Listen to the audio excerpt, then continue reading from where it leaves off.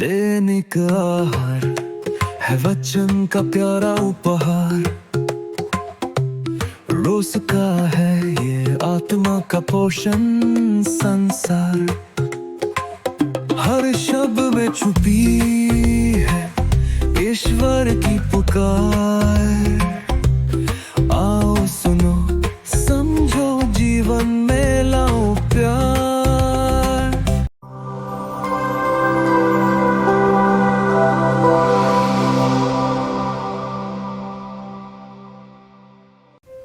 मेरे प्यारे भाइयों तथा बहनों, नए साल की आप सबों को हार्दिक शुभकामनाएं। हम प्रभु को धन्यवाद देते हैं कि उन्होंने हमें इस नए वर्ष को देखने के लिए मौका दिया। आज का सुसमाचार यूहन्ना बपतिस्ता के जीवन के बारे में बताता है। यूहन्ना बपतिस्मा देने वाला एक महान प्रचारक और भविष्यवक्ता था। वह अपने समय में बहुत लोकप्रिय था और उसके उपदेशों को सुनकर मन परिवर्तन कर हजारों लोग उससे बपतिस्मा लेने आते थे। इन सब चीज़ों के बाद भी जब उनसे पूछा गया क्या तुम मसीह हो, तो उसने स्पष्ट रूप से कहा मैं नहीं हूँ। यही विनम्रता का सच्चा अभ्यास है।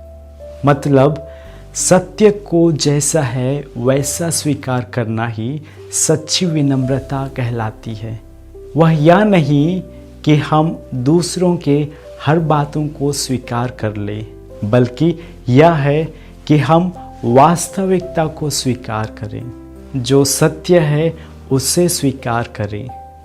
संत यूहन्ना ने यह सत्य स्वीकार किया कि वह वचन नहीं बल्कि वह केवल एक आवाज़ है। वह इतना लोकप्रिय था कि यदि वह स्वयं को मसीह कह देता तो लोग उस पर विश्वास कर लेते। फिर भी उसने वह स्थान नहीं लिया जो उसका नहीं था। मेरे प्यारे भाइयों तथा बहनों, हमारे जीवन में भी कई बार इस तरह की घटना हमारे साथ होती है। ईश्वर के वरदान से हम महान प्रचारक बन जाते हैं।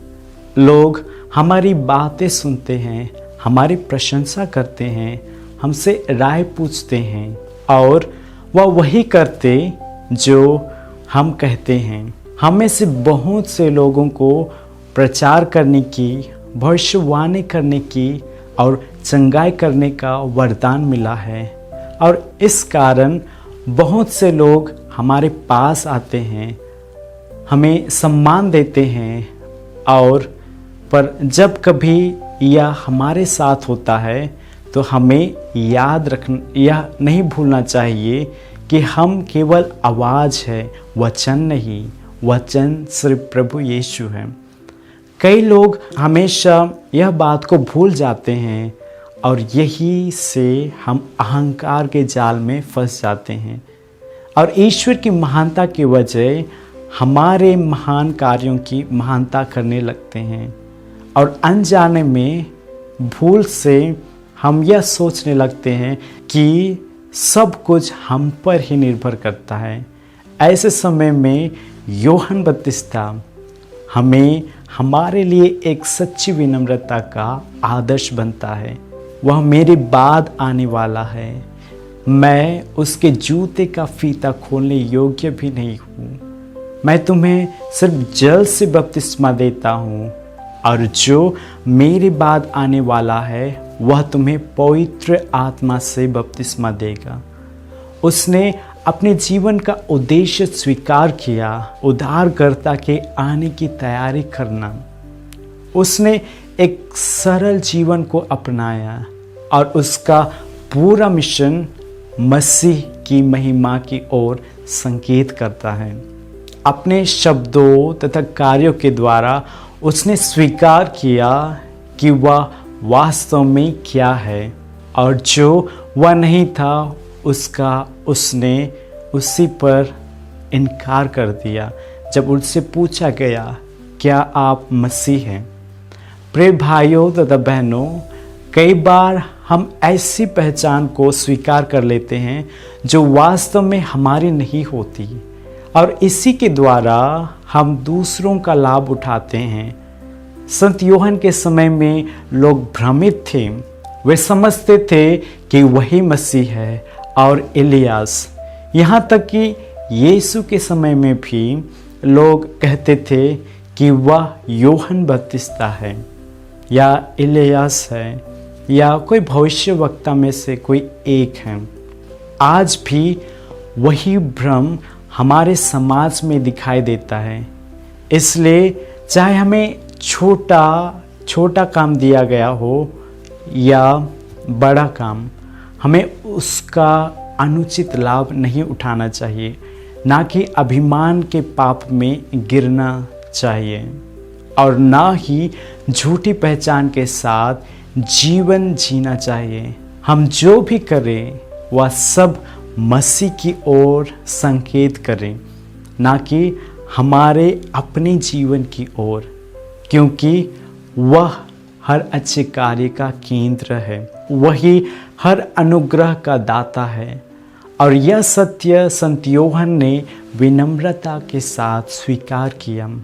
वह अपना कार्य बहुत ही अच्छी तरीके से कर रहा था, वह बहुत ही लोकप्रिय हो गया था, पर वह अहंकार से बचने के लिए किस तरह का एक साधारण जीवन अपनाया, अपने को विनम्र बनाया, ताकि वह उससे स्वागत कर सके, उसकी राह तैयार कर सके, जिसने अपने को सबसे अधिक विनम्र बनाया, और वह है हमारा प्रभु यीशु, जो इस दुनिया में मानव का रूप धारण कर आया। इस प्रकार संत यूहन्ना हमें इस तरह का जीवन जीने सिखाता है, जो प्रभु यीशु के मार्ग पर चलने के योग्य बनाता है। तो आइए इस नए साल में हम सत्य और विनम्रता का जीवन जिए, सत्य और विनम्रता का जीवन को अपनाएं और अपने हर कार्यों पर ईश्वर की महिमा करें। आमीन। नववर्ष की प्रभात आई, नई आशा संग लाई, ईश्वर पास हमारे आया, मरियम से जीवन पाया।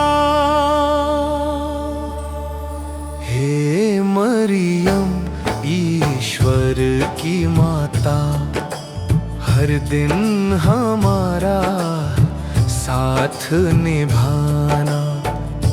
यीशु की माता, शांति की माता, प्रेम जन्म ले द्वेष मिट जाना।